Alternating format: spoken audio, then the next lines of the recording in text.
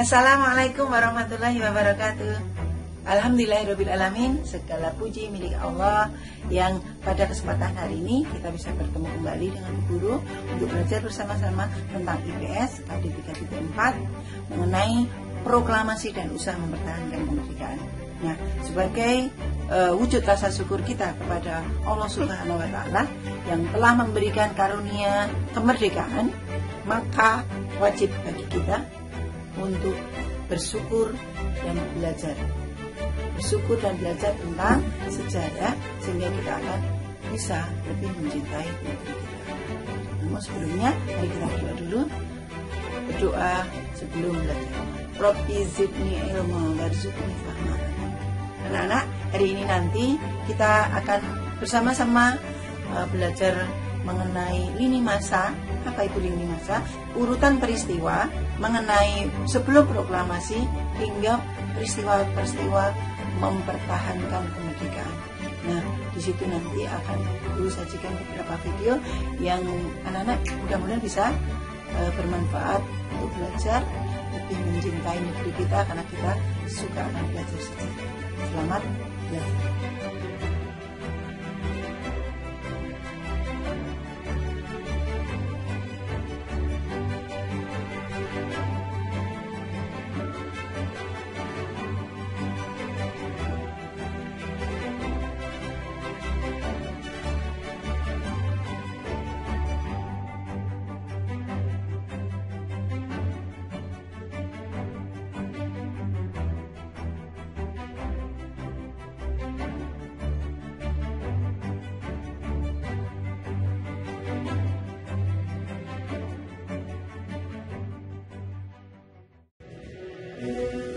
Sebelum proklamasi kemerdekaan bangsa Indonesia dikumandangkan, ada serangkaian penting peristiwa yang menyangkut perjalanan bangsa ini dan merubah sejarah bangsa Indonesia. Pada 14 Agustus 1945, pasukan Jepang menyerah tanpa syarat kepada pihak sekutu.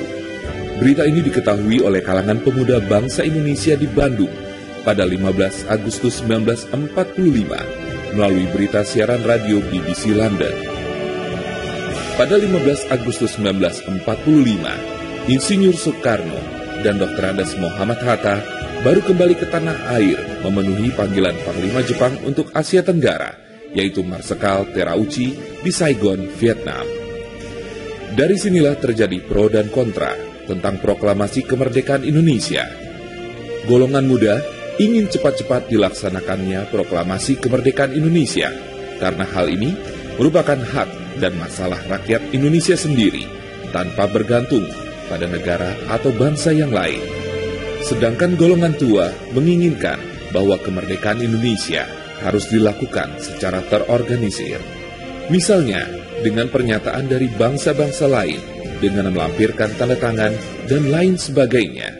Perbedaan pendapat ini membuat para golongan muda melakukan penculikan yang dilakukan oleh sejumlah pemuda yang dikomandoi oleh Sukarni, Wikana, dan Hairul Saleh dari perkumpulan Menteng 31 untuk membawa Soekarno-Hatta yang termasuk golongan tua pada saat itu menuju ke Rengas Dengklok, tempat yang jauh dari jalan raya utama Jakarta Cirebon pada tanggal 16 Agustus 1945. Hal ini dilakukan agar mereka jauh dari pengaruh pemerintah pendudukan Jepang. Saat itu, di Jakarta terjadi pula perundingan yang sangat sengit antara Ahmad Subarjo yang mewakili golongan tua dengan Wikana yang mewakili golongan muda. Dan akhirnya tercapai kesepakatan bahwa kemerdekaan Indonesia, proklamasi kemerdekaan Indonesia harus dilaksanakan di Jakarta. Akhirnya, Soekarno dan Hatta dijemput di Rengas Dengklok untuk menuju rumah Laksamada Tadashi Maeda yang berada di daerah Menteng. Naskah proklamasi akhirnya dirumuskan oleh Insinyur Soekarno, Dr. Andes Muhammad Hatta, dan Ahmad Subarjo. Banyak pertimbangan sebelum tercapainya kata sepakat mengenai kepastian isi dan redaksional dari naskah teks proklamasi. Setelah disepakati, selanjutnya Sayuti Melik yang mengetik sesuai dengan naskah yang telah mengalami berbagai perubahan yang akhirnya disepakati tersebut. Penyusunan teks berlangsung hingga dini hari pada tanggal 17 Agustus 1945. Proklamasi. Kami, bangsa Indonesia, dengan ini menyatakan kemerdekaan Indonesia. Hal-hal yang mengenai pemindahan kekuasaan dan lain-lain diselenggarakan dengan cara saksama dan dalam tempo yang sesingkat-singkatnya.